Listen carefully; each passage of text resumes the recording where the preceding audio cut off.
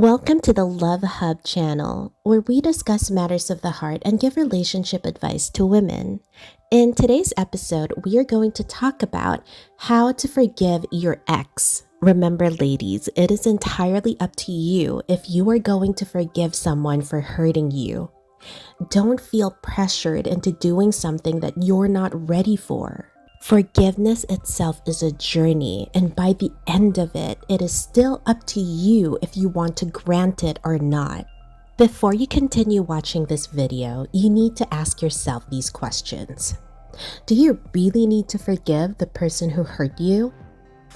And will you be able to move on and be happier in your life without having to forgive that person? These are questions that only you could answer. But if you have decided to forgive the person who hurt you, the ex who cheated on you, the husband who left you for somebody else, keep watching this video. We will give you tips on forgiveness. Now remember, the Love Hub is a judgment-free zone. We don't judge women here. We are your safe space. Now let's get to the topic. Number 1, forgiveness doesn't mean his behavior was justified. This is something that you need to remember. Just because you grant forgiveness to someone doesn't mean that you condone his behavior. Psychology Today wrote a great article on this, and we are going to link that in the description box below. But in their article, they said, and we quote, "Forgiveness is more about giving up the hope that the past could have been any different." End quote.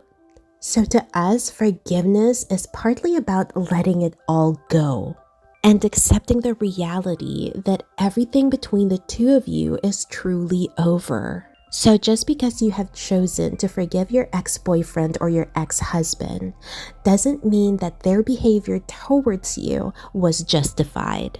Number 2, let the anger go. We know that this is easier said than done. Trust us, we've been there. But it is important for you to understand where your anger is coming from and recognize the trigger points of your anger. Look, human emotions are healthy. It is natural for you to feel anger when you perceive a threat or if you are suffering from heartbreak. But if emotions such as anger start to consume you, this can hold you back. So it's important for you to work through them. One of the ways that we work through our anger is writing all our feelings down on a journal. Not all of us have the patience to write down on a journal, especially if it's going to be an everyday task. Personally, I tend to just write letters to myself. I write down the feelings that I'm experiencing at that moment, why I'm so angry, what is it that made me so angry towards him.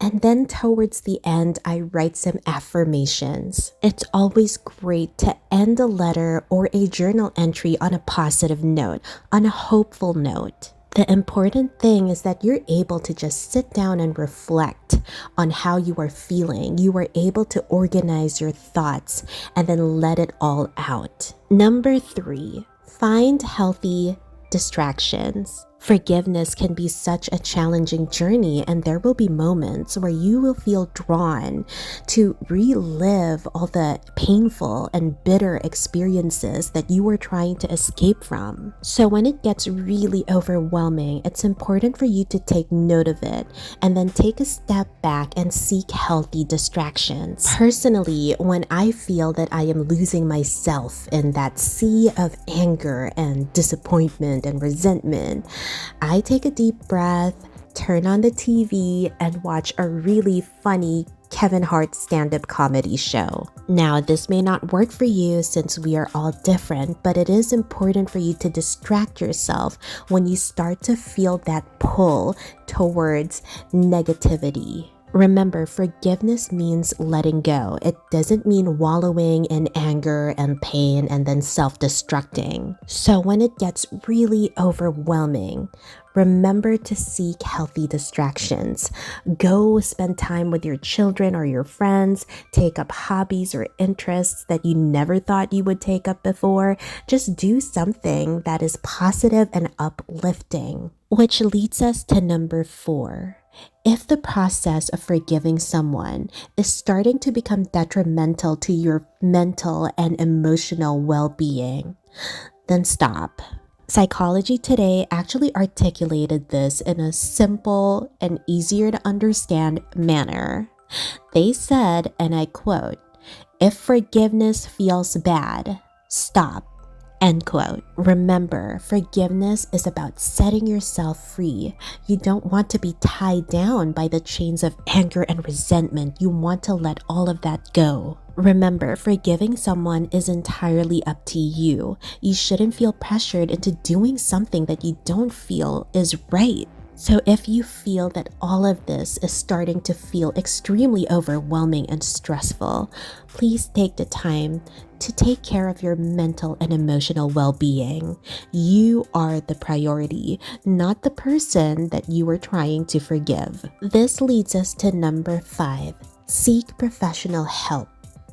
If everything starts to feel extremely overwhelming and stressful, don't be afraid to reach out to a mental health professional. Remember, you don't have to take this journey alone, and you aren't alone.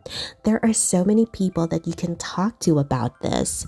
Don't be afraid to explore and utilize mental health resources that will be able to aid you in your journey of forgiveness. Number 6, don't close yourself off from family and friends.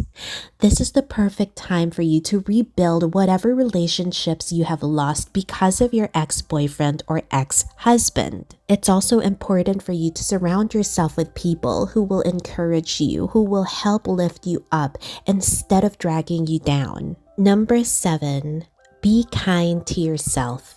Personally, when I was on my own journey of forgiveness, I ended up having to confront a lot of memories in my painful relationship. And because I was still feeling a mixture of love, longing, anger, resentment, bitterness, I ended up believing that maybe part of this is actually my fault. And in my journey of forgiveness, I ended up reflecting on all the things that went wrong in my relationship. And yes, I did make mistakes. Now, did those mistakes justify cruel behavior from my partner? Absolutely not. And forgiveness, again, isn't about condoning that. That is why it's important for you to be kind to yourself. We all make mistakes in a relationship. It doesn't warrant cruel behavior on either side. You have given him your love, your life, and your soul. Now is the time for you to move forward and think about yourself. Live for yourself. Give yourself all the love in the world because trust me, you do deserve it. These are just some of our tips on forgiveness. Remember, we're not mental health professionals, but we are here for you. Until next time.